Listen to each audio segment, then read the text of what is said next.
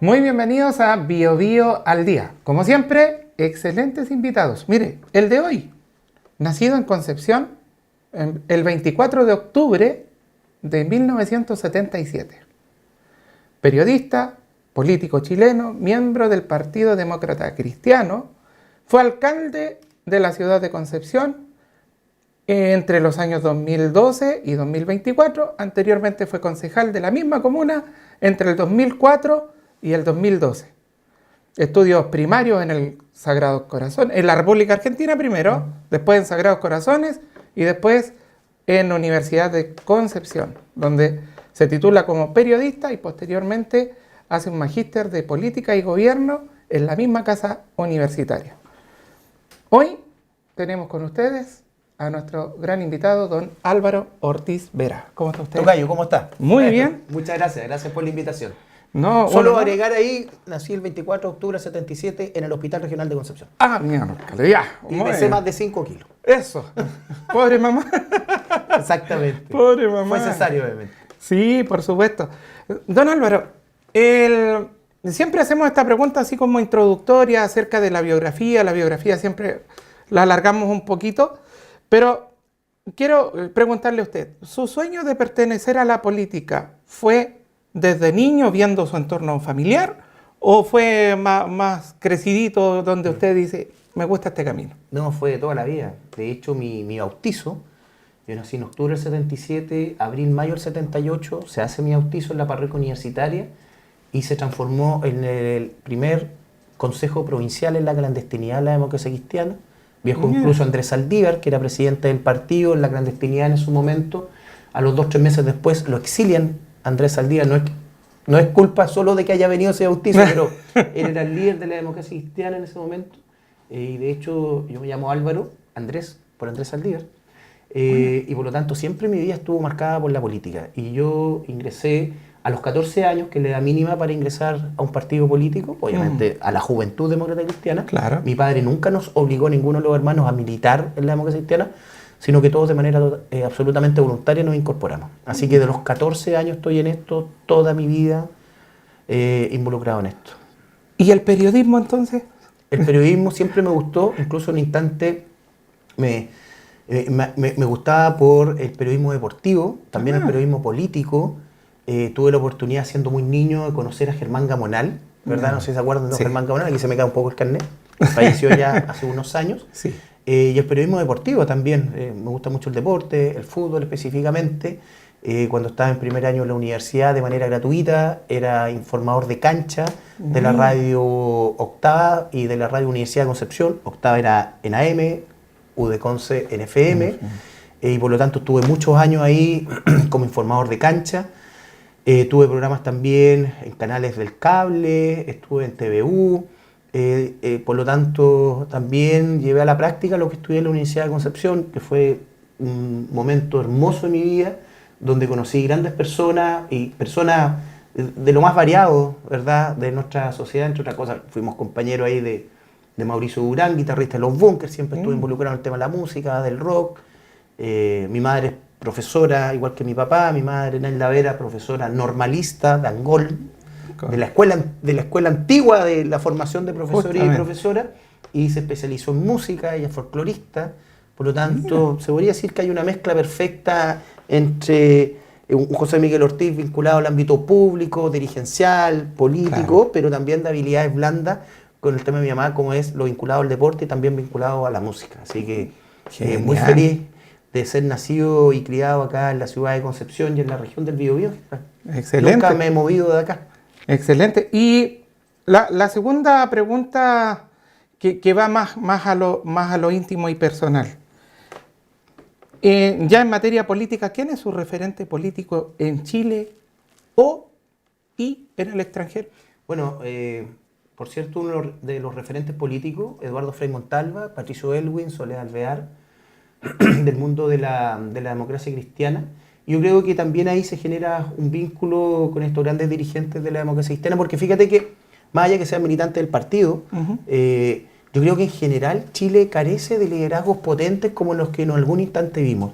Y te puedo nombrar liderazgos potentes como los que tuvo la derecha en Pablo Longueira, porque podremos tener grandes diferencias, pero Pablo Longueira ante todo era una persona republicana en el sentido no de la militancia de un partido, Sí, sino claro. que de entender que esto entre todas y todos teníamos que construirlo. Por reconocer también lo que es, que siendo una sola línea, que murió en la suyo, que es Gladys Marín, que también fue una persona totalmente fiel a sus principios, a sus doctrinas, a sus valores. Por lo tanto, uno va ampliando también esa visión. Veo también en Pepe Mujica, que es pan descanso, una persona que fue capaz de liderar una sociedad totalmente distinta en Uruguay. Yo creo que uno va tomando de varias partes. El Padre Hurtado también me inspiró muchísimo. Soy católico, ¿verdad?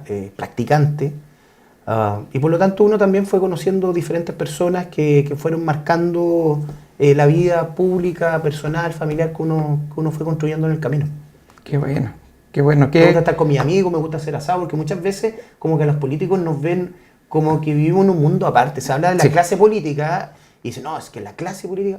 Yo no me siento una clase distinta, sí, he sido una persona que tomé un camino complejo, como son los cargos de elección popular, donde el hecho de, con mucho orgullo, de ser hijo de un tremendo político y servidor público como José Miguel Ortiz, también me exigió no bajar de ahí, digamos, de lo que él siempre me enseñó, no bajar, digamos, de esa vara, sino que apuntar siempre hacia arriba. Pero después el camino lo va construyendo uno. Yo con mi padre hasta el día de hoy converso bastante, entenderán. Y hay situaciones en las cuales no estamos de acuerdo. Las conversamos, en otras que sí. Yo le digo, él ya tiene 83 años, yo le digo, los códigos han cambiado en política, lamentablemente. Él no viene de la época de las redes sociales, donde una persona sin moverse de su casa puede ganar un cargo de elección popular solamente por el manejo que pueda tener en redes sociales. Y eso yo creo que las redes sociales apoyan mucho, los medios de comunicación. Sí, claro. Pero si tú no tienes contacto con la comunidad, si tú no tienes los pies en la calle, si no tienes un sentido de territorialidad, un sentido de realidad, entonces nos vemos enfrentados a una forma de hacer política súper desechable, donde tú lo haces desde redes sociales. Claro. Yo creo que tiene que haber una mezcla de cosas. Usted está viendo a don Álvaro Ortiz Vera, exalcalde de Concepción. Por 12 años. Buen periodo, y de hecho fue por la ley que corta los periodos que usted tiene que salir. Así es, tuvimos los 3 periodos que exige la ley. Exactamente. Y ahí tuvo una inédita batalla contra el comercio ambulante, se concretó la remodelación del estadio Roa. Que no fue fácil. Que no fue fácil, justamente. Y hubieron la remodelación de la diagonal Pedro Aguirre Cerda, entre muchos otros logros que usted tuvo como alcalde. La recuperación del Cerro Caracol. Por Finalmente, supuesto, lo que significó con recursos del GORE la construcción del teatro regional, la recuperación de áreas verdes, proyectos que presentamos para cambiar la luminaria de toda la ciudad de Concepción, construcciones de sede, ciclovías, ¿verdad? El parque, la Laguna Redonda y la Laguna Logalindo se transformaron en parques. Sí. El primer parque inclusivo en Chile es el Parque Ecuador. Por eso muchas veces las personas no entendían algunos juegos que salían del resbalín, del columpio, sino que son sensoriales. Exacto. Entonces, hartas cosas quedaron, otras pendientes que me imagino que la nueva administración tendrá que sacar adelante. Proyectos que quedaron encaminados. Cuando llegamos, Concepción solamente tenía 2 canchas de pasto sintético, una de las 2 que están en Aníbal Pinto Bajo y una en el sector de Villa Huáscar. Hoy van a ser 17 las canchas de pasto sintéticos que va a tener la ciudad de Concepción. Construimos CEFAM, Centros Integrales de Adultos Mayores. En cierta manera, con la comunidad, con los equipos técnicos, con los 3 consejos que me tocó liderar como alcalde, subimos el estándar de lo que hoy algunos dicen Concepción, la mejor ciudad de Chile. Sí, efectivamente, pero eso fue un trabajo de años. Justamente, y la siguiente pregunta justamente va apuntada a preguntarle al exalcalde, ¿qué materias quedaron pendientes como alcalde? Que usted dice, esto lo debimos haber cumplido, pero nos faltó tiempo. Más que, mira, yo creo que, y tú lo mencionaste al momento de la presentación, más allá de que no se haya hecho algo o quedó pendiente, es algo que tiene un trabajo donde son muchas las instituciones que participan y tienen que colaborar. El comercio ambulante. El comercio ambulante en Concepción, en cierta manera, hasta el estallido social de octubre del 2019, estaba ciertamente controlado. Disculpen, súper resfriado como mucha gente, así que... Sí. Pero yo creo que después del estallido social, por cierto, se descontroló. Y ahí quizás faltó colaboración, un poco más de otras instituciones, de impuestos internos, Cernapesca, en el caso de quienes venden pescado en Caupolicán, también de nuestras policías, podríamos todos haber hecho algo más. Y quienes prometieron que iban a terminar de esto de un plumazo se dan cuenta que estamos hablando de verdaderos clanes y de crimen organizado, que incluso se infiltra en comercio ambulante, y ven ustedes lo que es lamentablemente el centro, cuando hubo personas que dijeron que esto se terminaba prácticamente de un mes para otro. No es tan fácil.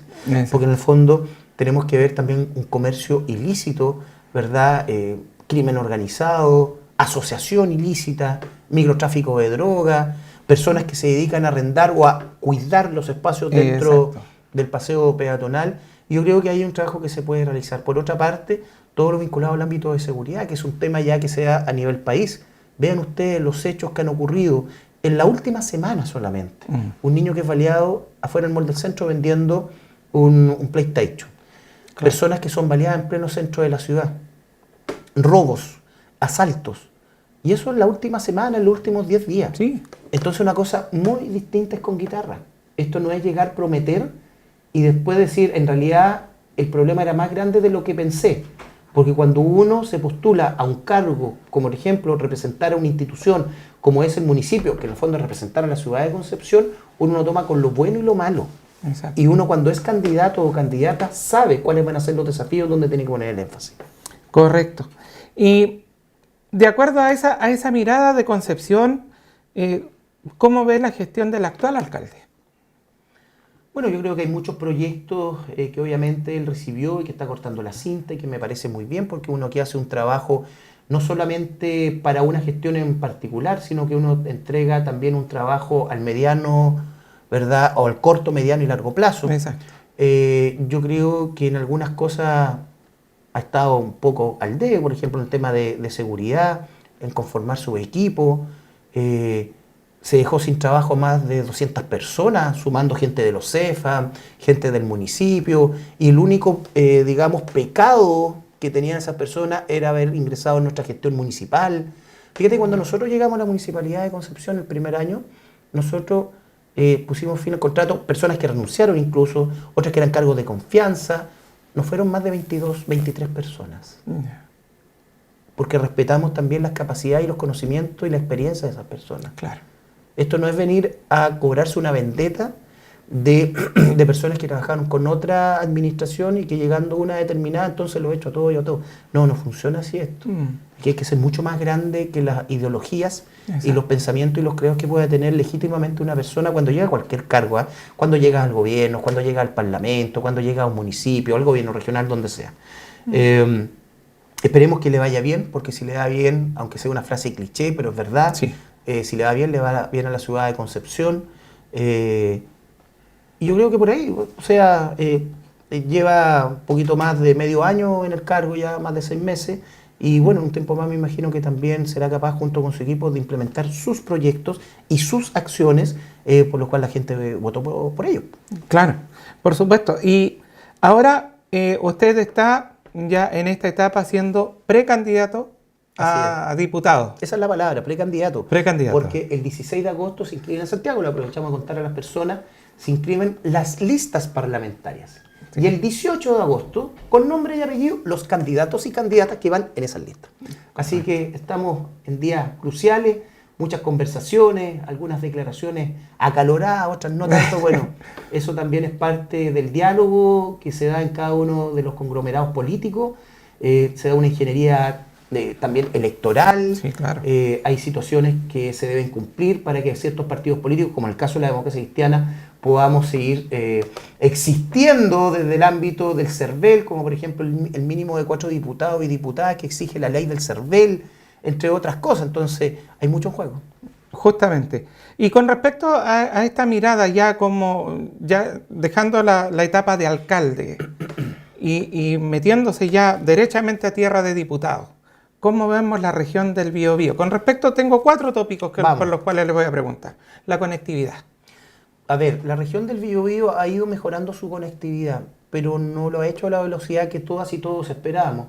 Esperamos prontamente que el puente industrial mejore la situación que viven los vecinos y vecinas de Coronel y San Pedro de la Paz, que por lo tanto todos los camiones de alto tonelaje salgan por el puente industrial.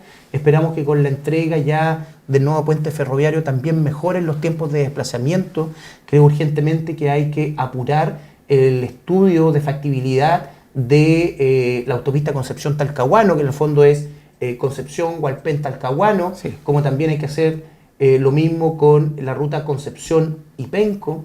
Yo creo que esperamos, Dios mediante, que los nuevos procesos de licitación, de adjudicación, etcétera, de todo lo que es el transporte público, venga con bastantes mejoras. Ya se están viendo incluso buses eléctricos, eso habla también que va de la mano con el cuidado del medio ambiente.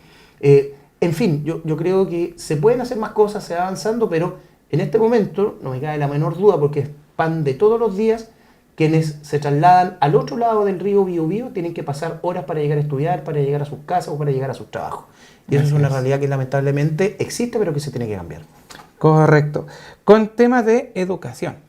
En el tema de educación, solidarizar en primer lugar con todo lo que se está viviendo en Talcahuano. Sí. Es una situación realmente compleja. Estamos hablando de que el municipio no podría cumplir con lo más básico, que es el pago de los sueldos. Más encima es un municipio que está en proceso de pasar a ser, junto con otras comunas, Penco, Tomé, Hualpén, servicio local de educación pública, tal como ocurrió desde enero del 2020 con Concepción, Chihuayante, Hualqui y Florida, que somos el SLEP, ¿verdad?, Andalian Sur. Sí. Y por lo tanto, en el tema educacional, creo que se tiene que hacer un esfuerzo mayor. Yo creo que en el debate presidencial son 5 las temáticas que yo creo que se van a tomar la agenda. Uno, lo que es seguridad.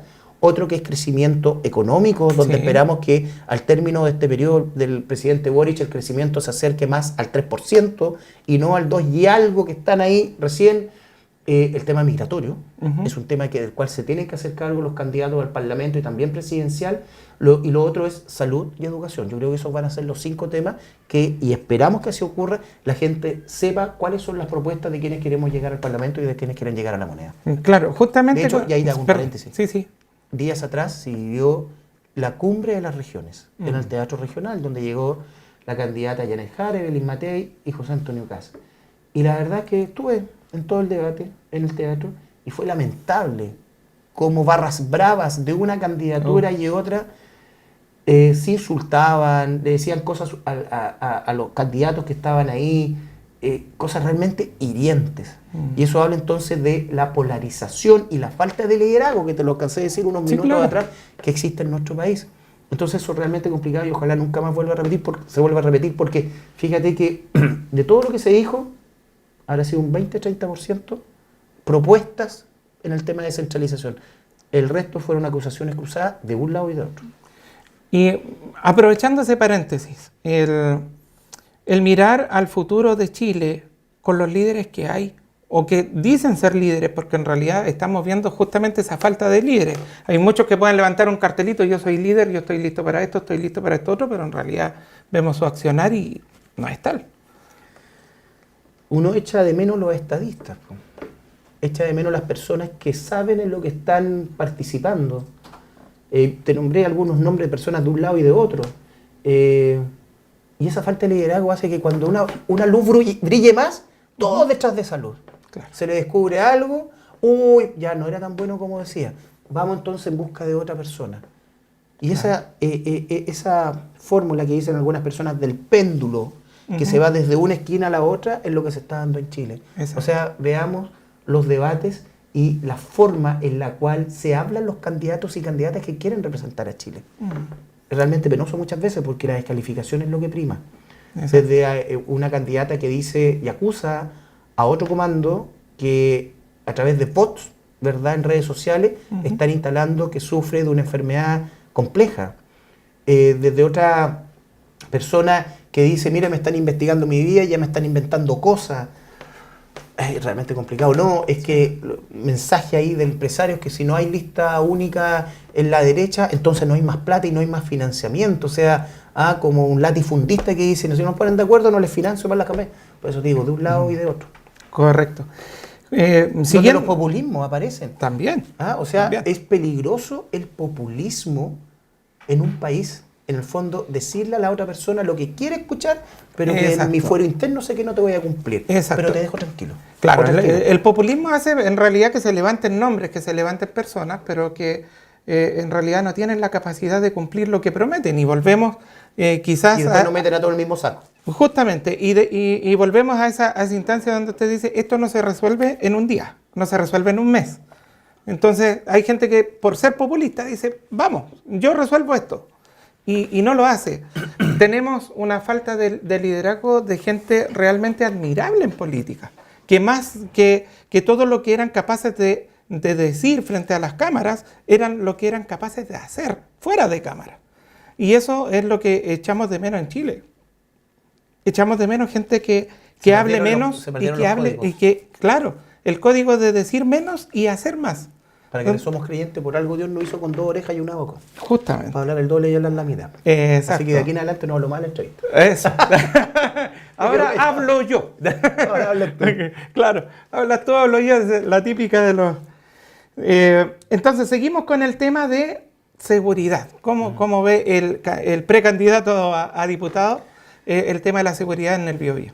Mira, acá se ha planteado que la solución para terminar con la delincuencia es construir más cárceles, incluso algunos en el desierto, ¿verdad? Construir cárceles y donde los principales involucrados son los migrantes. Cuando uno revisa las cifras, no son tanto los migrantes los que están en hechos delictivos. Lo que sí ha ocurrido, fíjate, es el tipo de delitos que se cometen, Claro. a los cuales antes no estábamos acostumbrados. Justamente. Secuestro, tortura, tren de Aragua, eso obviamente sí ocurre y es una realidad porque eso va permeando toda la sociedad. Acuérdate, no sé, 2 años atrás, en pleno centro de la ciudad, en Colo-Colo, había un lugar de prostitución y de tráfico de drogas que administraba un brazo, ¿verdad? Una vertiente del tren de Aragua, Sí. 1 año y medio, 2 años atrás. Y yo no sé si la solución sea esa, ¿sabes por qué? Porque ahí estamos atacando a los resultados, las consecuencias de la Justamente. delincuencia, no a prevenirlo.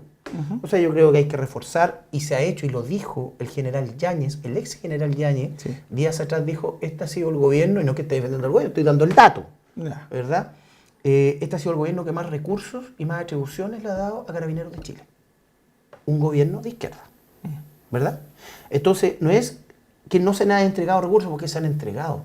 Lo que yo estimo es que, por ejemplo, toda el área investigativa de las policías debe readecuarse para prevenir. Correcto. Porque hay situaciones que se pueden prevenir. Mayor control en la frontera.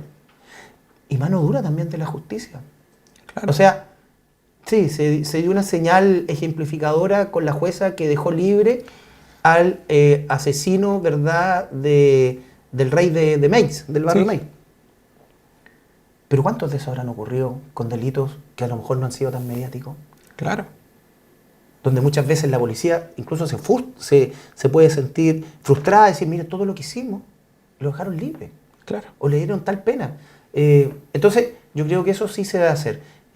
Proceso investigativo, recursos, atribuciones que se han dado, pero se pueden dar mucho más, pero también donde la ciudadanía se tiene que involucrar. Cuando nosotros decimos que las personas tienen que denunciar lo que les ocurre, no es porque se está cumpliendo solo con la parte formal de dar a conocer un delito, es porque también las policías, las instituciones que están a cargo, van generando estadísticas del tipo de delitos, dónde ocurre, dónde hay que poner el énfasis, la fuerza, ¿verdad? Dónde hay que colocar más los recursos. Por eso es bueno denunciar, y donde aquí nadie se puede restar. No se puede tomar la comodidad de que si yo sé que en la casa de al frente vive un matrimonio de adultos mayores y veo a las 4 de la mañana, ¿verdad?, a una persona saltando el cerco, no puedo decir, parece que están robando, pero no voy a decir nada porque después van a tomar represalias contra mí. Exacto. No, pues, entonces usted está siendo cómplice de ese delito. Y ahí la Exactamente. comunidad se tiene que involucrar mucho más. Donde también tenemos que revisar cuál es el aporte que entregan los municipios en el ámbito de seguridad pública. Es una tarea que está claramente establecida, que es parte de las policías. Los municipios actuamos como un apoyo a lo que hacen las policías. Pero no podemos hacer más allá de, y no hemos hecho cargo, Sí. lo decía, digamos, cuando estaba como alcalde incluso, las municipalidades no pueden hacerse cargo de algo donde no tienen mayores atribuciones y donde fue un tema que en los últimos 10, 15 años fue tomando fuerza en los municipios. Ahora es muy difícil no ver a una municipalidad que tenga su oficina de seguridad pública, porque todos la tienen, con mayor o menor presupuesto, con mayor o menor cantidad de personas. Así es. Y no estoy hablando de decir, no, hay que armar a todas las a la municipalidad, a los encargados de seguridad pública, y transformarlos en policías municipales. No, porque para eso se requiere de una transformación legislativa mayor. Justamente. Ahora, en el tema, usted tocó un punto importante. Esperemos que el gobierno llegue al 4% en temas económicos. Al 3%. ¿Al 3%? 3%? Sí, Al 3%. al 3%. Ya, le entendí el 4%. Porque ahora estamos hablando de un crecimiento cercano al 2%. Exacto, del 2,5% más o menos. Ahora, estuvimos el otro día viendo las noticias en materia económica cuando nos dicen que el IMASEC es 0. ¿Dónde vamos? Mira, yo creo que son cifras en las cuales uno a lo menos tiene que poner atención. Yo recuerdo que cuando se dijo que asumía el presidente Boric, aquí se iban a ir los inversionistas, que prácticamente se iba a generar una situación complicada. Sí, sí. Y yo creo que eso de colocar incertidumbre más allá de la que ya tiene la comunidad y la población chilena, yo creo que es complejo porque uno tiene que ser súper responsable en los cargos que ocupa, uno tiene que ser responsable en las cifras que entregan. No solamente el que grita más fuerte o el que habla constantemente a través de los medios de comunicación, en los matinales, en redes sociales, son los que hacen mejor su trabajo. Y yo creo que ahí falta también mayor conciencia respecto a los cargos y las responsabilidades que tienen personas que ocupan cargos al momento de dar a conocer situaciones que o no se están dando o que nunca se van a dar. Claro. Ahora, tocando el tópico del IMASEC, eso lo publicaron desde el mismo gobierno. O sea, tampoco es algo que uno puede manipular. En esta última parte ahora se está diciendo que es igual a 0. Sí. Ya. Pero Estamos hablando de un gobierno que está casi terminando. Sí, claro. Estamos en un dato que lo publicaron hace poco, hace unas 2 semanas atrás. No es tan lejos la noticia. Sí, entonces, es un desafío. Claro, justamente. Entonces, la pregunta va más orientada a, ¿se logrará ese 3% sabiendo que el IMASEC, que es algo que nos marca un poco para dónde va la economía, no nos muestra ni siquiera un crecimiento, pero tampoco nos dice vamos a bajar de aquí? O sea, nos está diciendo, hoy día yo soy 0. Bueno, ese es el desafío. Correcto. Y los expertos también tendrán que hacer su parte. Muchas veces acá se ha puesto cara a cara al mundo público y al mundo privado. Y ambos son complementarios. Acá se tiene que escuchar lo que plantean los empresarios, los que dan trabajo, ¿verdad? Y también lo que dicen los trabajadores y trabajadoras, y eso se puede hacer. Si no es el hecho de que si yo me junto con unos, entonces estoy en contra de los otros.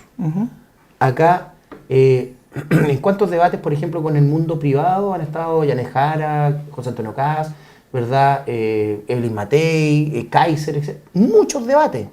El tema es, ¿qué propuestas de todos esos debates le está quedando a la gente? Porque al final, yo no sé, o sea, sé que muy poca gente ve los planes de gobierno y las propuestas que presentan los candidatos. Justamente. Se vota por otro tipo de cosas, por la emocionalidad, me cae bien, me cae mal, yo soy de izquierda o soy de derecha, no sé, creo lo que dice con respecto a que esta persona es la solución para la seguridad en nuestro país. Yo recuerdo una frase que se dijo, a los delincuentes se les acabó la fiesta. Y yo creo que están en un tremendo carrete la delincuencia en nuestro país. Y eso es algo que viene de antes. Sí, por supuesto.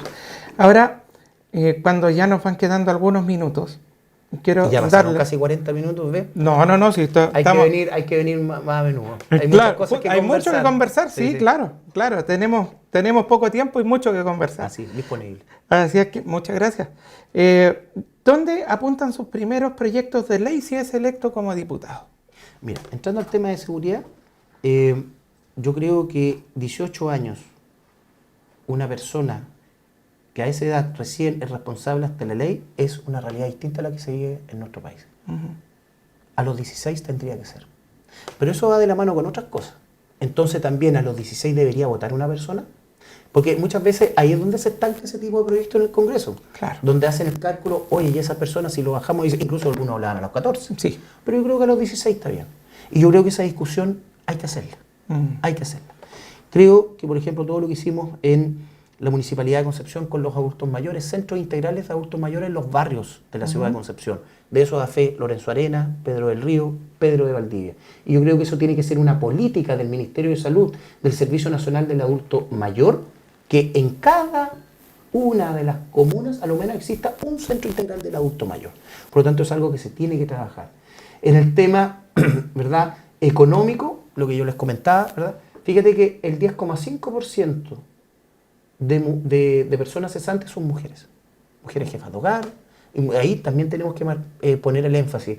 Cuando uno habla de emparejar la cancha, no es decir ellas son mejores que ellos o ellos son mejores que ellas, sino de qué forma todas y todos podemos aportar desde el ámbito que nos corresponda.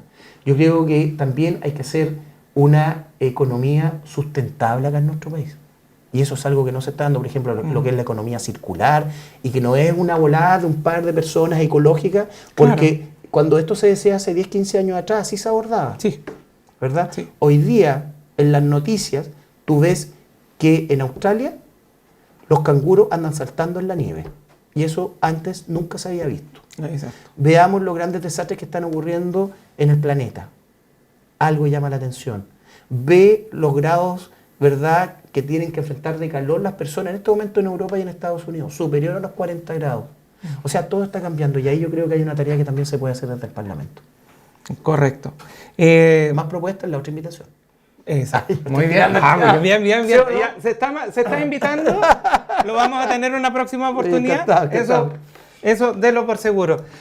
Don Álvaro, antes de terminar, ahí está su cámara. Háblele a aquellos que son prevotantes. Sí. Háblele a la ciudadanía. Soy precandidato. Por supuesto. A partir del 18 no es candidato. Bueno, exacto. Quiero mandar un tremendo saludo a través de este espacio que se nos está dando acá a las personas de Coronel, Santa Juana, de Hualqui, de Chihuayante, de Concepción, de Hualpén, de Talcahuano, Penco, Tomé y la comuna de Florida, que son las 11 comunas que integran el Distrito 20.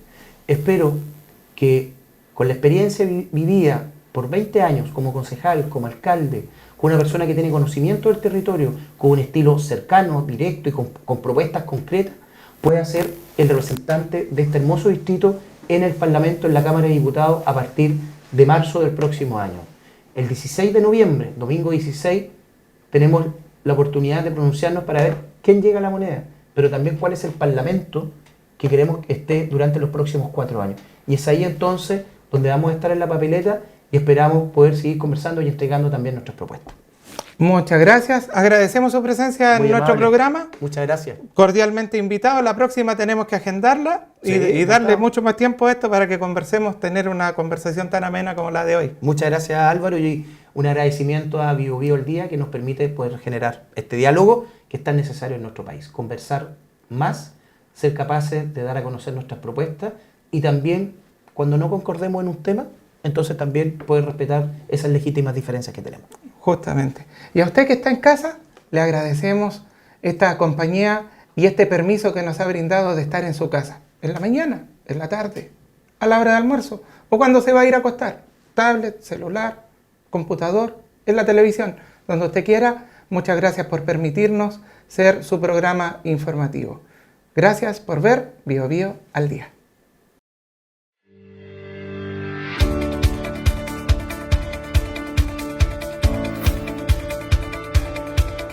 ¿Sabe usted que el alcalde es la máxima autoridad de la municipalidad y tiene a su cargo la función de administrar y de proveer para las necesidades diversas de la comunidad, como lo son las económicas, de infraestructura, culturales y otras? Entre varias atribuciones que menciona la ley de municipales, como convocar y presidir con derecho a voto el consejo, como asimismo convocar y presidir el consejo comunal de organizaciones de la sociedad civil, o someter a plebiscito también las materias de administración local, coordinar con los servicios públicos la acción de estos en el territorio de la comuna, otorgar, renovar y poner término a permisos municipales, entre otros. También el alcalde tiene atribuciones que necesitan acuerdo previo del Consejo, como el Plan Comunal de Desarrollo, el presupuesto municipal, el plan regulador, las políticas de la Unidad de Servicios de Salud y Educación y demás incorporados en su gestión, las políticas y normas generales sobre licitaciones, adquisiciones, concesiones y permisos. Además, el alcalde o alcaldesa tiene la obligación de dar cuenta pública al Consejo Municipal una vez al año. Soy el profesor Luciano Silva y usted lo supo aquí en nuestra cápsula cívica.